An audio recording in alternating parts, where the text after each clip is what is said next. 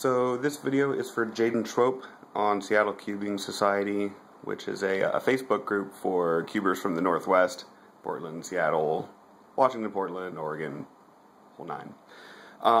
And this was a video he requested to show him how I handle cycle breaks using Old Pochman for blindfold solving on a 3x3.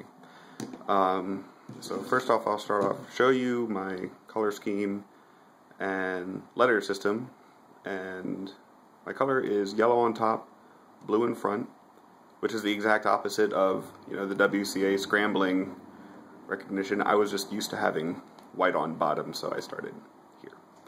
The lettering system I use is just like Noah Arthur's uses. It's a Schweppes lettering system: A, B, C, D, E, F, G, H, I, J, K, L, M, N, O, P, Q, R, S, T, U, V, W, X.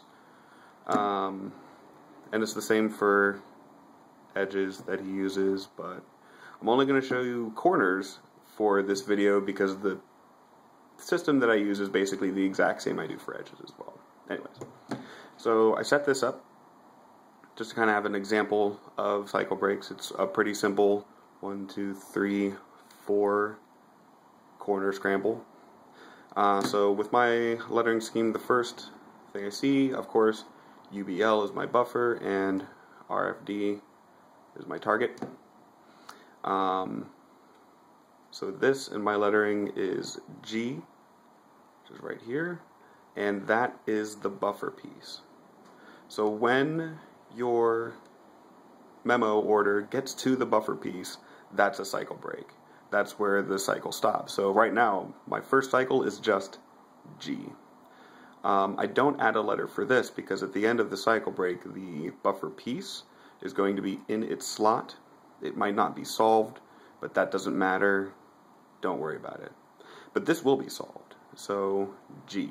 That's all I got. Now choosing, that's the end of that cycle, and now I have to figure out where the next cycle starts. And I usually start with whatever has an easier setup move. It's just helps me make a decision quickly and also is going to be quick execution, so saves time in the end. And so usually I go for here because any setup on this slice is super easy. So I'm going to go O, G, cycle break. I don't remember a letter for the cycle break, so right now my memo is just G, O. Now the O is just M and O. That's where it is the O. The next letter I remember is what it is, because once I do O, this sticker will be in the buffer, right? So this is I, and this white piece is UVW. The cycle ends once your memo comes back to the first piece of that cycle. This is just a 2-piece cycle. So the first piece of it was this. I did O, which is where it is, and then I, which is what it is, led me to W, which brings me back to W, cycle over. It's 3 letters. The first letter moves the piece, the second letter solves the piece, and then the third letter just keeps going. So, G, cycle break, no letter. O, M-N-O, I, W. And then it'll be over. So, G-O-I-W, go something. I don't have anything for I-W yet. I'm still new at this. So, G, which is buffer piece. And now the buffer piece is there. It's scrambled, no biggie. So of course I already know that my next letter in my memo is O, which is here. Setup, easy setup, and easy undo. So now notice that's where the buffer piece is. And then this piece that was down here is now up here, I.